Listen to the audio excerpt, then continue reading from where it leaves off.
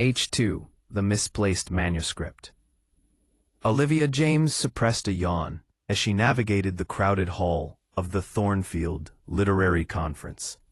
3 days of networking had left her drained, her sensible heels pinching with every step. As senior editor at Horizon Publishing, she'd collected a stack of promising manuscripts that now weighed down her leather messenger bag. Ms. James, a harried conference assistant, hurried toward her. "This was meant for you." The courier mixed up the deliveries. He thrust a package wrapped in brown paper into her hands before disappearing into the crowd. Olivia frowned. She wasn't expecting any deliveries. The package felt substantial, with no return address. Curiosity piqued. She ducked into a quiet alcove and unwrapped it, revealing a leather-bound manuscript. No title page, just elegant handwriting that flowed across the pages like dark rivers of ink. She read the first paragraph and gasped. The prose was exquisite, raw, haunting, unlike anything she'd read in years. Olivia flipped through, searching for an author name, finding only the initials J.R. scrawled at the bottom of the last page. "That's private property," a deep voice interrupted. Olivia startled, nearly dropping the manuscript. The man standing before her was tall, with sharp, aristocratic features softened only by intelligent gray eyes. His dark hair was slightly disheveled, his expensive suit lacking a tie. Something about him seemed vaguely familiar. "I'm sorry," she said, clutching the manuscript. "It was delivered to me by mistake. I was trying to figure out who it belongs to." "Julian Reeves," he said, extending his hand. "And you are?" The name hit her like a thunderbolt. Julian Reeves, the reclusive author whose psychological thrillers had dominated bestseller lists for years. The writer who hadn't published in 3 years, whose public appearances were as rare as solar eclipses. "Olivia James," she managed, shaking his hand. "Senior editor at Horizon. I've read all your books." "Have you?" His expression remained unreadable. "And now you've read part of my new one, apparently." "It's brilliant," she said, before she could stop herself. "That opening scene, the way you describe the lighthouse, it's like I could feel the spray of the ocean." Something flickered in his eyes. Surprise, perhaps. Most editors would have led with apologies for reading private work. "I am sorry," she said, handing him the manuscript. "But I'm not sorry I read it. The world has been waiting for your next book." He took the manuscript, his fingers brushing hers. "The world can keep waiting. This isn't for publication." "That would be a tragedy," Olivia said, surprising herself with her boldness. "Literature needs voices like yours." Julian studied her with new interest. "You're different than I expected." "From what?" "From the publishing types who usually chase me." He glanced at his watch. "I have a meeting to cancel. Would you join me for coffee instead, Miss James? I'm curious about which of my books you preferred." "Olivia," she corrected. "And I'd like that." As they walked toward the conference cafe, Olivia felt the curious stares of other attendees. Nobody approached Julian. They parted like the Red Sea before him. "People seem afraid of you," she observed. Julian's smile was slight, but genuine. "They should be. I'm notoriously difficult, according to industry gossip." "Are you?" Olivia asked. "Terribly," he said, but his eyes were warm as he held the door for her. "Though you don't seem intimidated." "I edit thrillers for a living, Mr. Reeves. It takes more than a reputation to scare me." "Julian," he corrected, a real smile transforming his face. "And that, Olivia James, might be the most interesting thing anyone has said to me at this tedious conference." As they sat down, Olivia couldn't shake the feeling that this mistaken delivery might be the most fortunate accident of her career. Or perhaps something more. Whispers and warnings. P.M. Monday morning at Horizon Publishing buzzed with post-conference energy. as Olivia walked through the glass doors, balancing a stack of promising manuscripts and a coffee. Her mind, however, remained fixated on Julian Reeves and their unexpected 3-hour conversation that had stretched into dinner. They discussed everything from Dostoevsky to modern cinema, arguing passionately about narrative structure and the responsibilities of storytellers. Not once had he mentioned his new manuscript. Earth to Olivia. Her assistant, Daniel, waved a hand in front of her face. How was the conference? Discover any new literary geniuses? Maybe, she smiled, setting down her things. I met Julian Reeves. Daniel's eyes widened. The Julian Reeves. The I'll make your publishing house regret signing me, Julian Reeves? What are you talking about? Staff meeting in 5, he said instead of answering. Better hurry. Rachel's on a warpath about quarterly projections.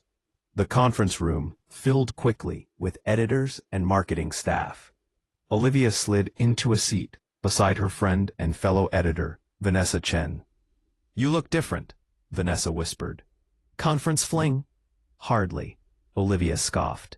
Though I did have an interesting dinner with Julian Reeves. The name silenced nearby conversations.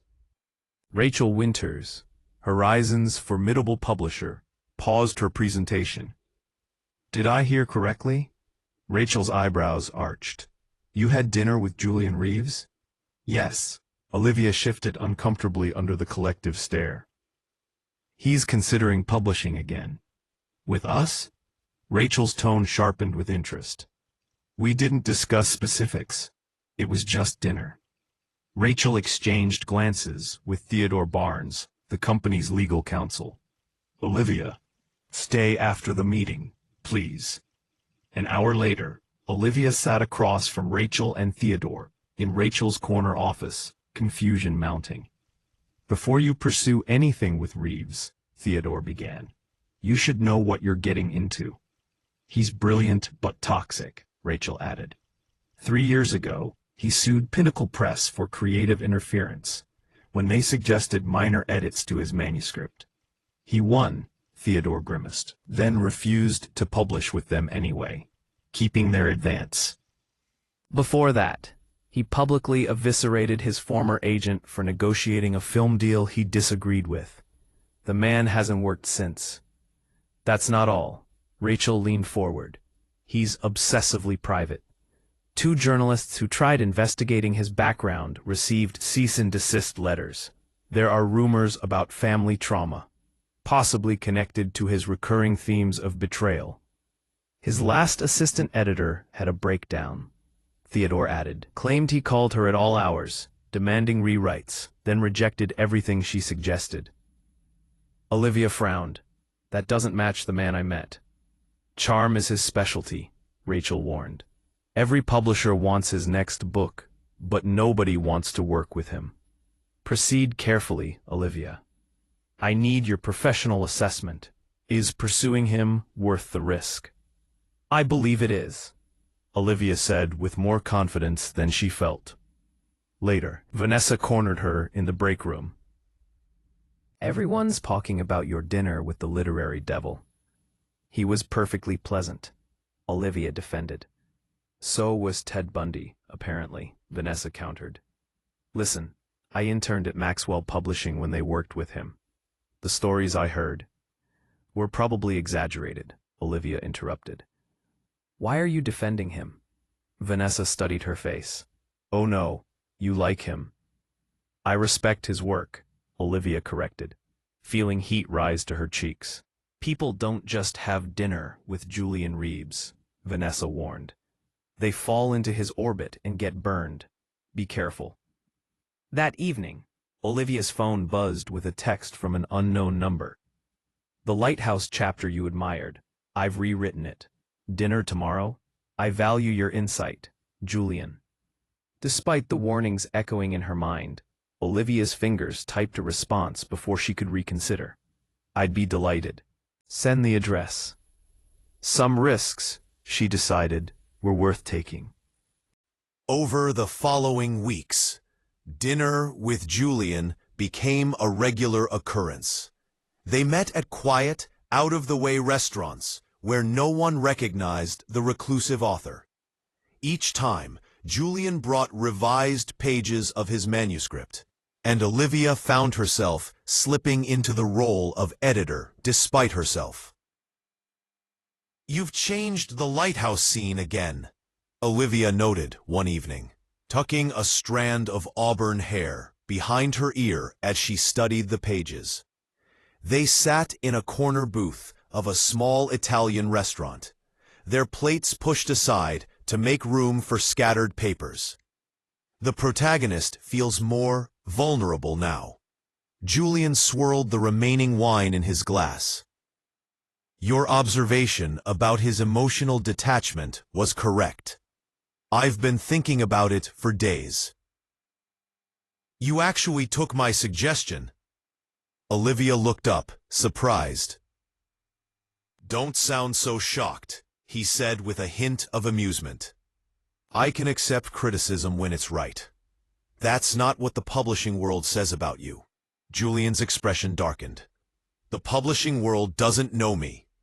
"Then let me," Olivia said softly, setting down the pages. "What happened with Pinnacle Press?"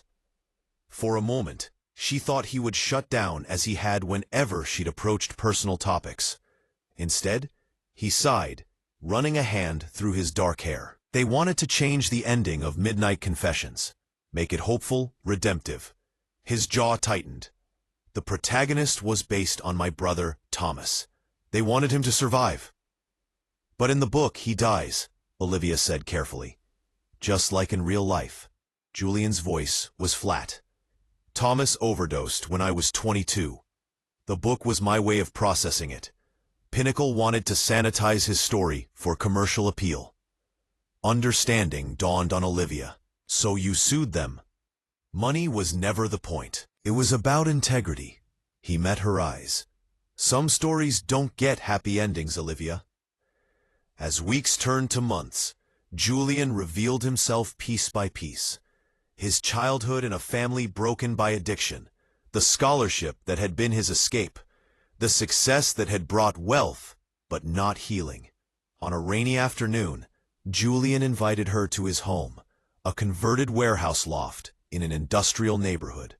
The space was unexpectedly warm, with floor-to-ceiling bookshelves, comfortable furniture, and large windows overlooking the city. One wall was covered with photographs. Julian with an older woman who had his eyes, a teenage boy with his arm around a younger Julian, landscapes from around the world. "Your family?" Olivia asked, studying the photographs. "My mother and Thomas." Julian stood beside her. "She died last year. Cancer." "I'm sorry," she said, noting the recency of his loss. "Is that why you stopped publishing?" He nodded. "I was her caretaker. After she died, I couldn't find the words. Until recently." In his study, stacks of research materials surrounded his desk. Julian showed her his process: meticulously organized notes, character studies, timelines. "You're not the chaotic genius they make you out to be," Olivia observed. "Disappointingly methodical, aren't I?" He smiled. "The difficult reputation began after Thomas died. I was angry, uncompromising. It was easier to be feared than pitied." "And the editor who had a breakdown?" "Marjorie Harper," Julian sighed. "She was drinking heavily during our collaboration. I confronted her about missed deadlines, sloppy edits. She spiraled, blamed me publicly. I never corrected the record." "Why not?" "She had children, a mortgage. I had enough money to weather the scandal." He shrugged. It seemed kinder to be the villain. One evening, working late at his loft, Olivia fell asleep on his couch. She woke to find Julian placing a blanket over her, his expression unguarded, tender. "You should go home," he whispered. "I'm comfortable here," she murmured sleepily. He brushed a strand of hair from her face, his fingers lingering. "You're the first person I've trusted with my work, with the truth, in years." "Why me?" she asked. "Because you saw the manuscript, not the reputation." His voice was rough with emotion. "You read between the lines." The next morning, Julian made her breakfast. As they ate, he said casually, "I've decided to publish the book." Olivia nearly choked on her coffee. "That's wonderful," she exclaimed. "With one condition," he continued, watching her carefully. "I want you as my editor. Officially." "Julian, I'll only work with Horizon if you're assigned to the project." His expression was resolute. "It has to be you, Olivia." She understood then that they had crossed an invisible line. This was no longer just about a book.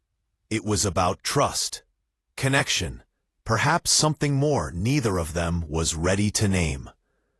"Yes," she said simply, "I'll be your editor." Neither of them could have predicted how that decision would soon test them both. The public story, the news of Julian Reeves' return to publishing, sent shockwaves through literary circles. Horizon's announcement of acquiring his manuscript became the talk of the industry, with speculation running wild about the reclusive author's new work. Behind closed doors, Rachel made it official. Olivia would serve as Julian's editor, with the project fast-tracked for a spring release. "He's requesting minimal marketing," Rachel informed Olivia. "No book tour, no interviews." "That's typical Julian," Olivia replied. "Not acceptable," Rachel countered. "This book needs publicity. Convince him, Olivia." "That's why you're on this project." Editing sessions with Julian intensified as their deadline approached. They developed a rhythm, challenging each other, arguing passionately about passages, then finding compromise. The manuscript transformed under their combined vision, becoming something neither could have created alone. Their professional relationship remained outwardly proper, but Olivia couldn't deny the electricity between them. A brush of hands over manuscript pages, lingering gazes, late-night calls that drifted from plot points to personal revelations. 3 months into editing, disaster struck. A literary blog published an exposé titled "The Real Julian Reeves, Literature's Most Dangerous Mind." The article cited anonymous sources claiming Julian's new book contained thinly veiled attacks against former publishers and plagiarized elements from unpublished works he had reviewed early in his career. The accusations spread like wildfire. Horizon's phones rang constantly, with journalists seeking comment. Several bookstore chains threatened to cancel pre-orders. In an emergency meeting, Theodore argued for delaying publication pending investigation. Rachel looked grim. "We need Julian to make a statement, grant interviews, defend himself," she insisted. "He won't," Olivia said with certainty. "Then we may have to reconsider this project," Theodore warned. Olivia found Julian in his loft that evening, surrounded by printouts of the articles. His expression was stone, his eyes hollow. "They're saying I stole other writers' work," he said without greeting her. "That I'm using this book for revenge." "It's absurd," Olivia said fiercely. "Anyone who's read your manuscript knows that. Horizon wants to delay publication." "They're scared," she admitted, sitting beside him. "But I'm not." Julian looked at her with surprise. "You believe me?" "Completely." The next day, without consulting Rachel or Theodore, Olivia published an open letter on Horizon's blog. She meticulously refuted each accusation, citing her intimate knowledge of Julian's work and process. She revealed appropriate details about his research methods, his original drafts, and the integrity that drove him, all while respecting his privacy regarding personal matters. "Julian Reeves is not running from accountability," she wrote. "He's standing for artistic truth in an industry that increasingly prioritizes commercialism over craft. As his editor, I stand with him. The letter went viral. Rachel was furious. "You had no authorization," she raged in her office. "You've compromised our position if these allegations prove true." "They won't," Olivia said firmly. "Your judgment is clearly compromised by your personal feelings for the author," Rachel said, her voice dangerously quiet. "You're removed from the project, effective immediately. Take 2 weeks leave while we decide your future at Horizon." That night, Olivia sat in her apartment, career potentially in ruins, wondering if she'd sacrificed everything for a man who might not even want more than a professional relationship. Her doorbell rang. Julian stood there, looking uncharacteristically disheveled. "I heard about your suspension," he said. "Why would you risk everything?" "Because I believe in your work," she answered, "and in you." "I'm withdrawing the manuscript from Horizon," he said abruptly. "Julian, no. I won't publish with a house that doesn't stand behind its editors." His eyes softened, "Especially one who stood for me when no one else would." The final chapter. 1 year later, Olivia adjusted her conference badge as she entered the familiar halls of the Thornfield Literary Conference. So much had changed since last year. After her suspension, she'd ultimately resigned from Horizon, unable to accept their terms for reinstatement, which included never working with Julian again. The risk had paid off unexpectedly. Julian had introduced her to his former agent, Patricia Wellington, who had recognized Olivia's editorial talent and passion. Now Olivia headed Wellington Literary's new editorial division, building a list of daring, unconventional writers. And Julian's book? After withdrawing from Horizon, he'd published with a small, respected literary press. Without massive marketing, the novel had found its audience through word of mouth, literary acclaim, and the controversy that had only fueled curiosity. Critics called it his masterpiece, raw, redemptive without being sentimental, profoundly honest. Olivia's phone buzzed with a text. "Same alcove where you stole my manuscript. 10 minutes." She smiled, making her way through the crowd. Their relationship had evolved cautiously over the past year. Julian had insisted they establish their separate professional identities before exploring what simmered between them. They'd kept their connection private, communicating mainly through text and occasional dinners as Olivia built her reputation at Wellington. He was waiting in the alcove, looking more relaxed than she'd ever seen him. Success without compromise had softened his edges. Editor James, he greeted her with a small smile. Author Reeves, she returned, feeling the familiar flutter in her chest. He gestured to the conference around them. "Full circle, isn't it?" "Almost," she said. "Though I didn't steal your manuscript. It was delivered to me. The best mistake of my life," Julian said, his voice dropping lower. He reached into his jacket pocket and pulled out a small package wrapped in familiar brown paper. "I have something for you." Olivia unwrapped it carefully. Inside was a leather-bound book, his published novel. She opened the cover to find a handwritten inscription.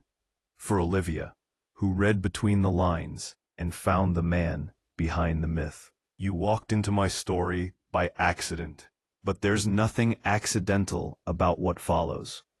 The next chapter is yours to write." "Julian," she breathed, looking up at him. "A year ago, you received the wrong manuscript," he said, taking her hand.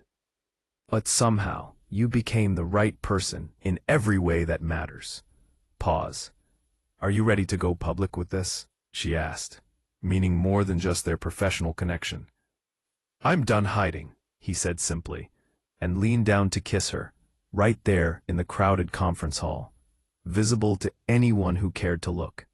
Later, as they walked hand in hand toward the exit, passing whispers and stares, Julian squeezed her fingers. "Any regrets?" he asked. "About the risks you took?" Olivia smiled up at him. "Some mistakes are worth making. And some," Julian added, pulling her closer, "aren't mistakes at all."